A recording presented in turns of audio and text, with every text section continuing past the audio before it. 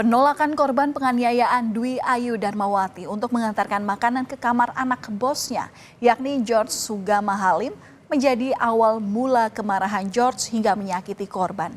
Dwi mengaku punya alasan tersendiri untuk menolak permintaan pelaku tersebut. Namun dirinya justru mendapat tindakan kekerasan serta hinaan saat menyampaikan penolakannya. Korban pun menyatakan sudah membuat perjanjian dengan pihak keluarga untuk tidak mengantarkan makanan ke kamar pelaku.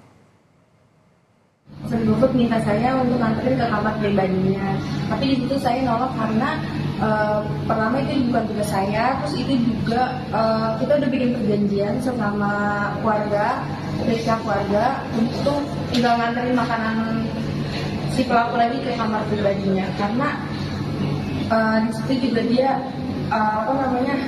ngomong kalau dia tuh saya orang miskin, terus babu kayak gitu juga, terus dia juga ngomong orang miskin kayak lu mana bisa masukin ke penjara, gue nih kebagusan, dia juga ngomong gitu. Jadi saya ngerasa kayak sakit hati, makanya saya nggak mau nganterin makanan lagi ke atas.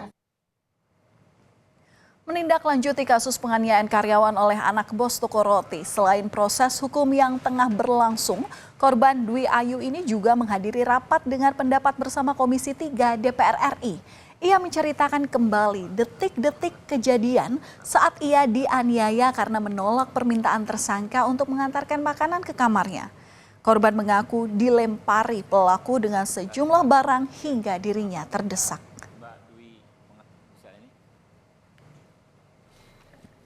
Ngelempar saya pakai patung, terus ngelempar saya pakai bangku, habis itu ngelempar saya pakai mesin edisi BCA, habis itu saya ditarik sama ayahnya si pelaku. Terus karena HP sama tas saya masih di dalam, akhirnya saya balik lagi ke dalam, tapi saya malah dilempari lagi pakai kursi. Sementara Kapolres Metro Jakarta Timur, Kombes Nicholas Arilipali mengakui jika upaya penangkapan pelaku baru dilakukan setelah kasus penganiayaan tersebut viral. Kapolres bilang hal tersebut dilakukan karena pelaku sedang melakukan pengobatan alternatif di Sukabumi.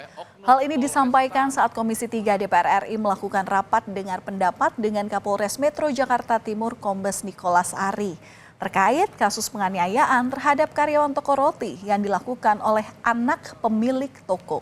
Sebelumnya, anggota Komisi 3 DPR mempertanyakan mengapa pelaku baru dapat ditangkap setelah kasus viral di media sosial. Padahal peristiwa ini terjadi pada tanggal 17 Oktober 2024. Pemeriksaan yang bersangkutan kita panggil untuk mau pemeriksaan sebagai saksi pada tahap penyidikan. Ya.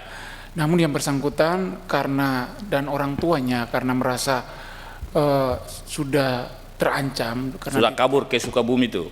Mereka menurut keterangan kepada kami bahwa mereka ke Sukabumi itu karena ada tujuan untuk mengamankan diri dan ada informasi dari salah satu temannya bahwa di Sukabumi ada tempat pengobatan alternatif.